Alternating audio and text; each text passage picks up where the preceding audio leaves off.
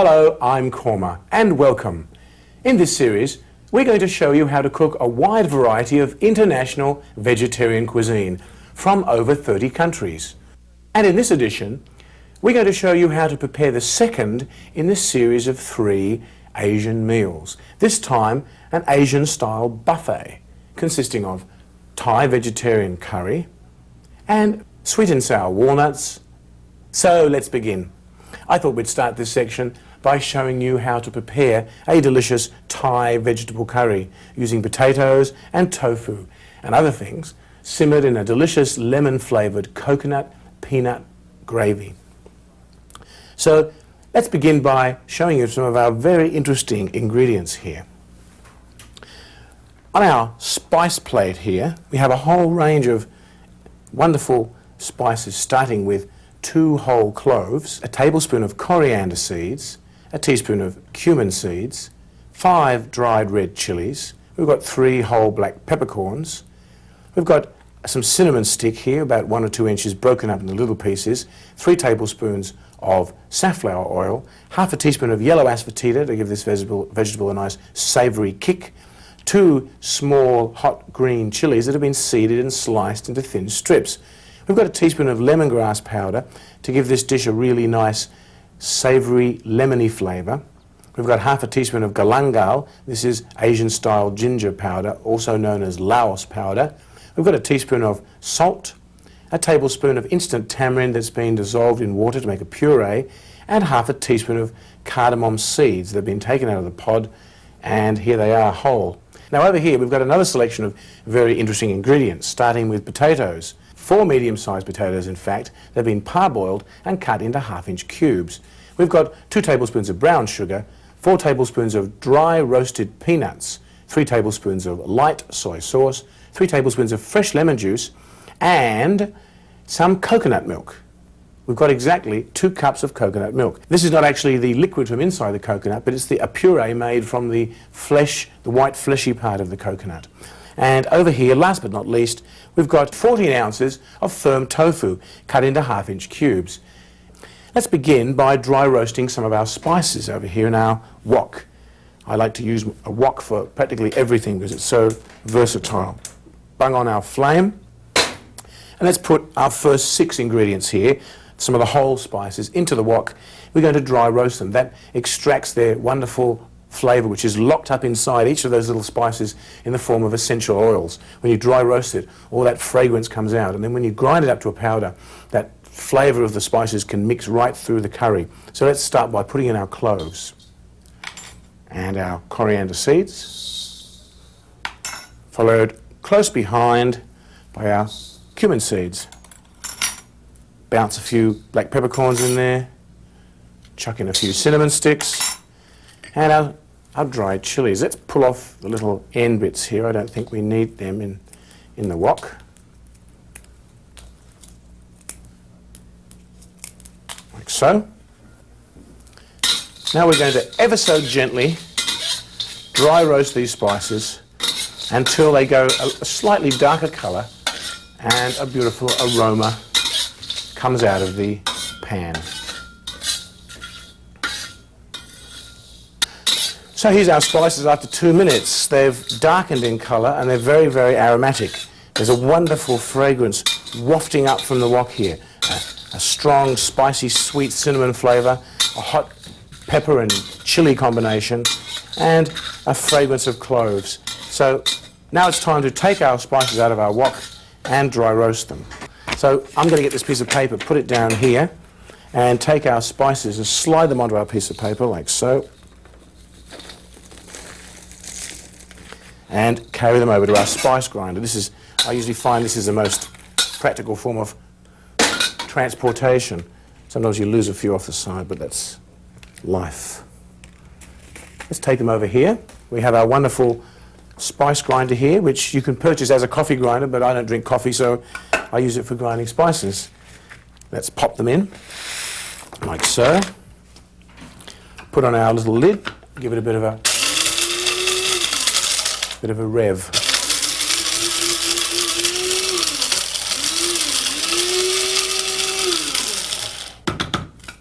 Wow. Whew. fragrance almost knocks you over. And everything's ground up very nicely. Look at that. Okay, well, let's take that out and put it on our little bowl, on our plate over here with the rest of the spices. And let's begin the next stage of our operation, which is sautéing our oil and some of our other spices before we put in our main ingredients. Bung on the flame. Well, the wok's already warm from all the dry roasting, so let's just put our oil in straight away, shall we? Like so. Actually, our wok was already quite warm from the dry roasting. Let's put in our lovely slices of green chilies there.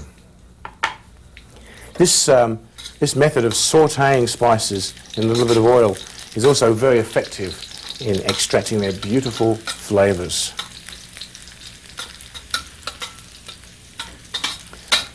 These green chili slices are also very decorative. We've gone to great pains in slicing these up, but it really makes the dish look very beautiful. Okay, let's add some asafoetida,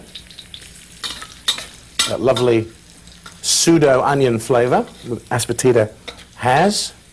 We've got lemongrass powder. And the aroma here is quite amazing. It wafts out of this wok when the lemongrass hits. Very amazing citrus flavour. And we've got our Indonesian ginger, laos or galangal, as it's sometimes called. And let's put in our dry roasted spices here now. Just submerge them in the oil for just a minute or two, or should I say a second or two. Let's add our salt and our coconut milk.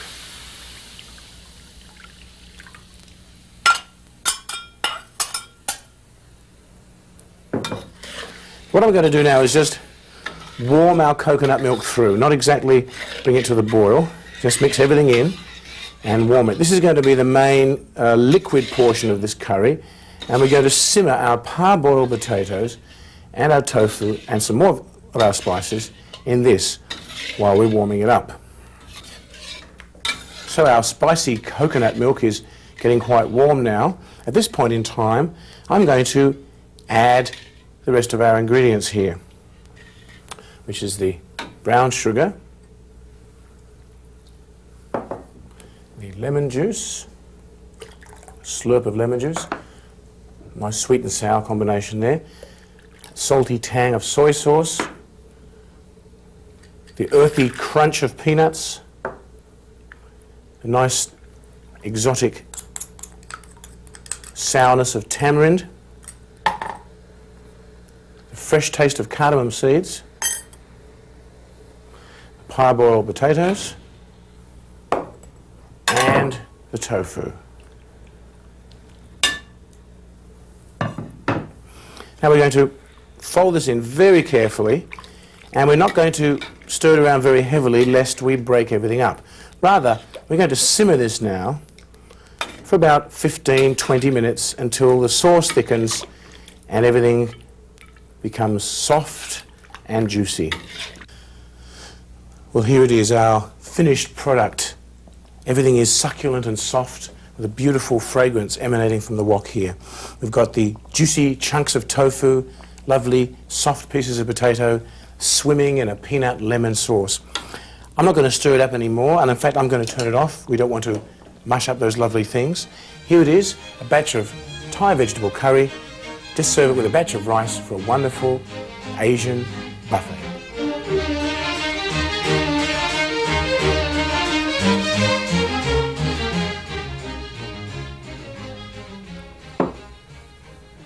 You know, people often ask me, what's your favourite recipe? And it's a very difficult question to answer indeed.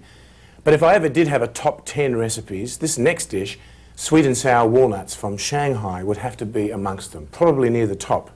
I first picked up this recipe in Shanghai a few years back, and it's always been one of my favourites. It's a very, very exotic combination of walnuts, which are going to be blanched, baked, and then dipped in batter and deep fried, and then they're smothered in a beautiful sweet and sour sauce with pineapple and sesame oil and little bits of green pepper and celery and green chilies, and it's really, really aromatic and delicious, so I thought I'd share it with you today. Let's have a look at some of the very exciting ingredients we've got for our Shanghai sweet and sour walnuts. I've broken the ingredients up into three. We're starting off with some water. There's actually about 3 cups of water here, and we're going to bring that to the boil, and we're going to add our walnuts. Now these are walnut halves. You have to try to get a hold of these if you can. If you can't get a hold of walnut halves in the shop, just get a hold of some whole walnuts. They're probably easier to get. Crack them open and pull out the walnuts, break them in half, and you've got your product. As well as that, we've got the ingredients for the batter. All these 5 ingredients here are going to be used for the batter. We've got a cup of plain flour, a tablespoon of cornstarch, 2 teaspoons of baking powder, 3/4 of a cup of water, and a tablespoon of corn oil. The walnuts are going to be blanched and then dipped in this batter. And then for the sweet and sour sauce, all these ingredients are going to go in that. We've got 3 tablespoons of corn oil, 3/4 of a teaspoon of yellow asafoetida powder for a very nice pseudo garlic onion flavour. We've got 2 stalks of celery. These were peeled and finely chopped into little pieces. We've got 2 cups of ripe pineapple pieces, the riper the better. We had 3 small green bell peppers. These were chopped into little pieces. The seeds were removed also. I had 2 small green chilies, which I chopped up here. 2 teaspoons of salt, a tablespoon of brown sugar, 4 tablespoons of fresh lemon juice. This is part of this sweet and sour flavour, the brown sugar and the lemon juice. 4 tablespoons of tomato puree, fresh tomatoes that were peeled and blanched and chopped up very finely. Seeds are included. And we've got 4 tablespoons of a sweet soy sauce. And on our thickening paste tray, we've got 2 teaspoons of cornstarch, 2 tablespoons of water, and 2 teaspoons of Chinese sesame oil. I'd like to show you this Chinese sesame oil here. This is our bottle of Chinese sesame oil. I purchased this from our Asian goods store around the corner. This is a very, very high quality type of sesame oil made from roasted sesame seeds. It has a wonderful aromatic flavour which I always use in my Chinese cooking. So the first thing I'm going to do, I think, is to boil our water. Yes, it's actually, there's a few little steps here. I have to remember the order. Let's bring our water over to our pan. Pop it in. Turn on our flame to full. And while that's coming to the boil, that's what we're going to soak our walnuts in, by the way. I'm going to show you how to make the batter. So here's our ingredients for our batter. First of all, we've got our flour. And with our flour, we're going to add our corn flour, or cornstarch, as you like to call it. Either way, means the same thing. Actually, it's called cornstarch in the United States and corn flour in Europe and Australia, so it's a little confusing. Sometimes there are different names for different items. Mix those 3 things together in our bowl, and we're going to add our cold water to this.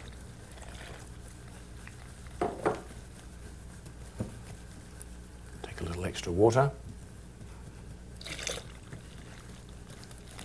We just want to mix up a batter which is fairly thick to coat the little walnuts. Like so. I think maybe a drip more water. Right. Like so. Well, there's a nice fluffy batter. What we're going to do now is leave this for about 15 minutes, and at that time it's going to aerate a little bit. But then we're going to add another special ingredient, the corn oil. When you add corn oil to batter, what happens is it makes anything you cook in that batter go very crisp. And then in this case it's very advantageous because those little walnuts, which we're going to dip in the batter and fry, we want them to have a nice crispy coating. When they go into the sweet and sour sauce, they'll stay crisp. So I'll be back in 15 minutes to put our corn oil in here. Meanwhile, we'll continue on, starting with putting our walnuts in our boiling water. What I've actually got to do here is just blanch them and then take them out after half an hour. So in they go, like so, and then immediately turn off the water. So now they just have to soak in the hot water for half an hour. Meanwhile, while the batter's sitting there patiently waiting and our walnuts are floating around there in the hot water, we're going to make our sweet and sour sauce. So let's put a nice flame underneath our wok here. Whoops, there's no flame underneath it. How silly of me. Well, we do these things we're all human beings, these cooks. It's actually nice to see that cooks are actually human and do make mistakes, even on cooking shows. Let's actually move our wok over here. This is probably a much better idea. And put on the flame. Like so. Right, we've got action. Okay, first thing that goes in is our corn oil. warming it up in our hot wok and sautéing our yellow asafoetida powder just for a second or two to get it aromatic.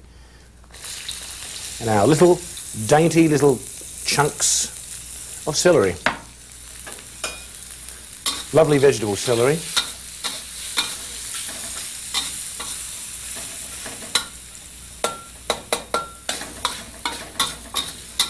Saute this for a few seconds. You know, the lovely green colour. And put in our bell peppers or capsicums, depending on what part of the planet you're from.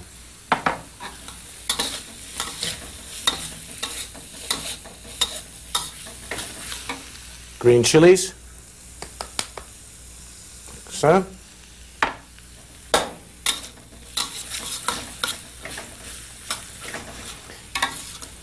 And pineapple. Lovely big golden chunks of fresh pineapple. Well, these pineapples and their little friends, green peppers, etc., are going to be sautéing in our wok for about 5, 7, 8 minutes, depending how long the pineapples take to soften up. While I'm doing that, I might continue on with our little episode here. First thing we're going to need to do is to bake our walnuts after they've been soaking. You've probably gathered that these haven't been soaking for half an hour, but what I have done is I have another batch of walnuts soaking over there on the other side of the bench, which I'll bring over. These ones have been soaking for half an hour. And so instead, we're going to continue on, expedite the whole cooking process by draining our walnuts that have been soaking previously for the correct amount of time, like so.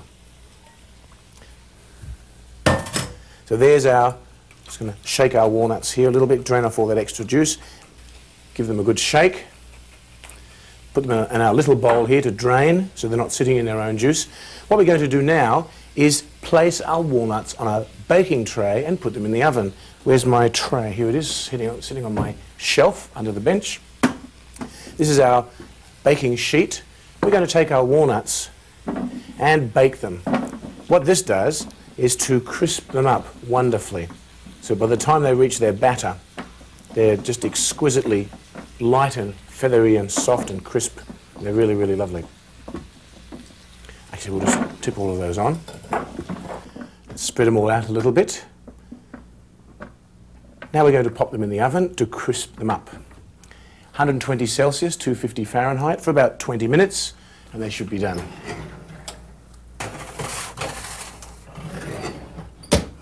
While they're baking, let's take a look at our sauce while we're waiting for our walnuts to bake. Well, this is looking almost ready, but not quite. Why don't you come back in 2 or 3 minutes and it should be ready to proceed on with our next step. Oh, you're back so soon. Well, as it happens, our pineapples, etc., are looking like they're pretty much ready to go. We're going to add our salt, our brown sugar, lemon juice, tomato puree and soy sauce right now. So since you're here, I thought we might as well commence. Salt goes in first, and next goes our sugar. Our lemon juice, tomato puree, and our sweet soy sauce, like so. Let's not waste a drop of this wonderful stuff. Now, we're not going to take this sauce any further in the cooking process. We're going to turn it off. There's one last ingredient, and that's the thickening paste, which we're going to mix up a little later. I'm going to add the thickening paste just at the end after I add the walnuts, or rather before I add the walnuts. But the first thing we're going to do now is move everything out the way, clear the decks, as they say, and we're going to continue on with our dish by frying our walnuts in the batter. So, excuse me, making a few noises here while I rearrange things. So, let's bring over our big vessel of oil and turn on the flame. Now, while that's warming up, let's go over to our batter. Now, this is our batter minus the oil. Now, you remember I explained to you before, the oil has to go in 15 minutes after it's mixed. That's a little less than 15 minutes. and then you have to leave it another 15 minutes. Well, we're not going to stand around and wait, of course. I'm sure you've got lots of things to do. So what I'm going to do is put this aside and bring on a batch of batter that I made before, which has been left for 15 minutes, the oil has been added, and it's been left another 15 minutes at least. It doesn't need to be added to be standing for 15 minutes afterwards, at least 15 minutes. And I'm going to add a little bit of extra water to this, just to bring it to the desired consistency. Sometimes when your batter sits, it thickens up a little. Like so. Fluff it up again. Now we have to plunge our walnuts into our batter. Now you might say, but hang on, the walnuts are still baking. Yes, they are indeed. But I have a batch over here, underneath the bench, of walnuts that have been previously boiled, soaked, and baked. Have a close look at those crisp walnuts. Another thing that boiling and baking does to the walnuts is that it takes away all the bitterness from the nuts. Sometimes walnuts tend to be a bit bitter because there's a type of acid which is present in the nut, but when they're dealt with in that way, that bitterness goes away and they become nice and sweet. So what we're going to do now is to place all our walnuts in the batter, like so. Take out our whisk. Fold them in, like so.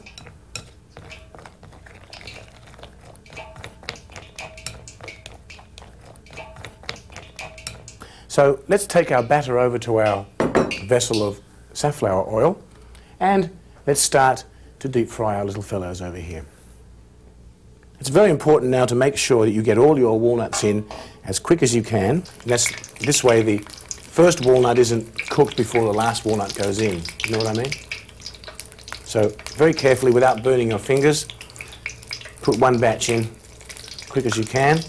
Pop them all in separate places in the wok, not on top of each other. I think that'll do for our first batch. Bring in our slotted spoon and very, very gently move them around a little bit,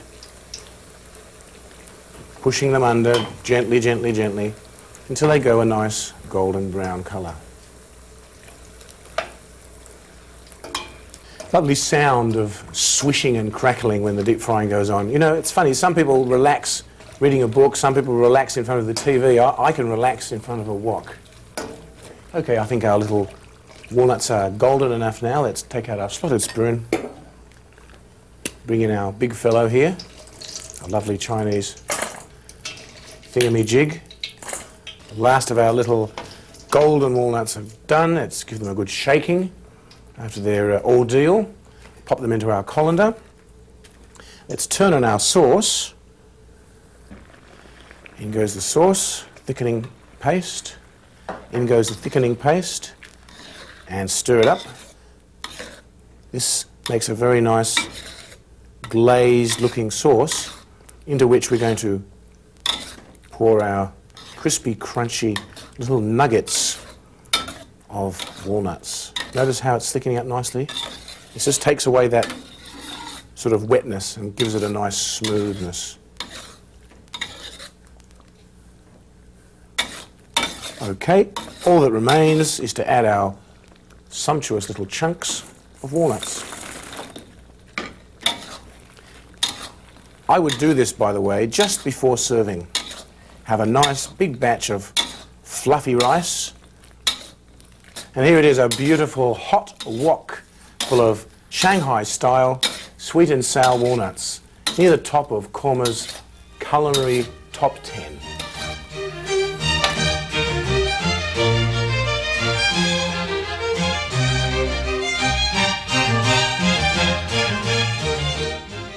Well, that's it for this edition of Cooking with Kurma. I do hope you'll enjoy preparing these dishes as much as I've enjoyed sharing them with you.